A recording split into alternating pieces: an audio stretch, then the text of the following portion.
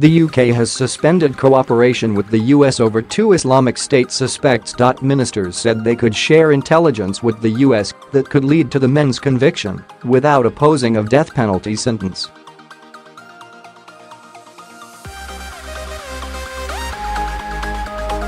However, the mother of one of the men has now launched a legal challenge to prevent such information sharing.The Home Office has halted cooperation until a judge has had a chance to consider an application for judicial review.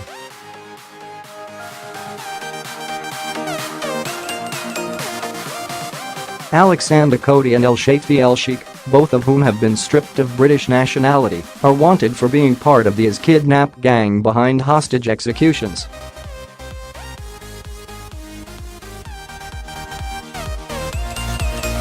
They are accused of being the last two members of an IS group dubbed the Beatles because of their British accents. Lawyers for the mother of Shafee Elsheikh have now prepared detailed grounds challenging Mr Javid's decision to share information with the US without a death penalty assurance, meaning a case could be before High Court judges in days.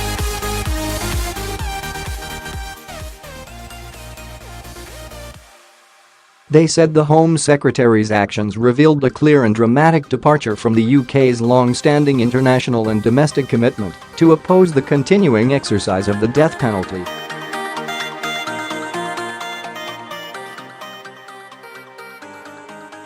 A Home Office spokesperson said the government had agreed to a short-term pause but was confident it had acted in full accordance of the law.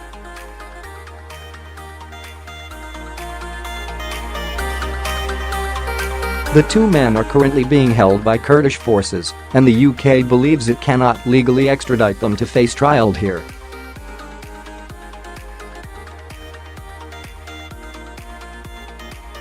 This week it emerged that the US was preparing the ground to prosecute the men itself, and that it had asked the UK for information that would help convict them.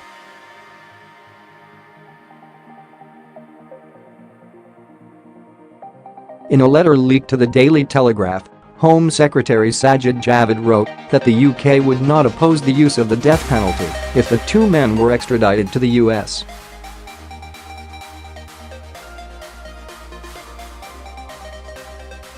In the past, Britain has sought assurances from foreign governments that the death penalty would not be used in cases where the UK provided information or extradited suspects.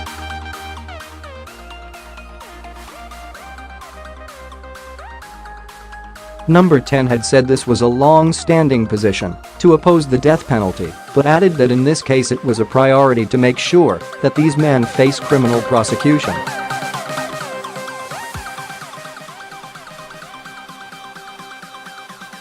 The Home Secretary's position boils down to a simple question: would you run the risk of them going free? Given Elsheikh and Kotey are in the custody of Syrian Kurdish forces, that sounds unlikely.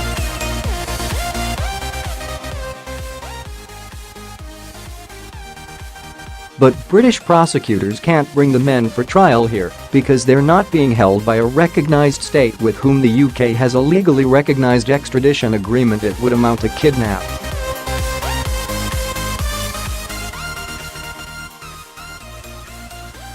The forces holding the men are, however, backed by the US, and American courts are less fussy about the legalities of how a suspect ends up in the dock.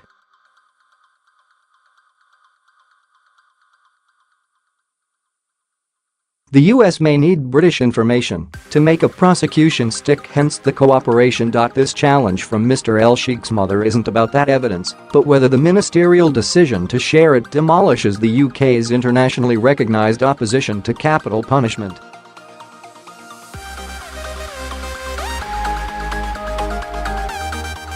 In case after case down the years, the UK has refused to provide legal help that could lead to overseas executions. So this decision to help the Americans, made in the hope of landing a conviction of two of the most wanted men in the world, could turn into a major legal fight.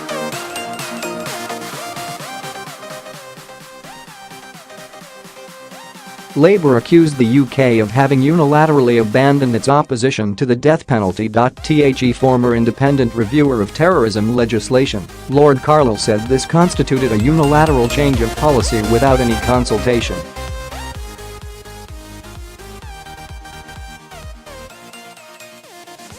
The BBC's security correspondent Frank Gardner said a senior British government official told him that this case was not the first time that the UK had dropped its request for assurances that the death penalty would not be used.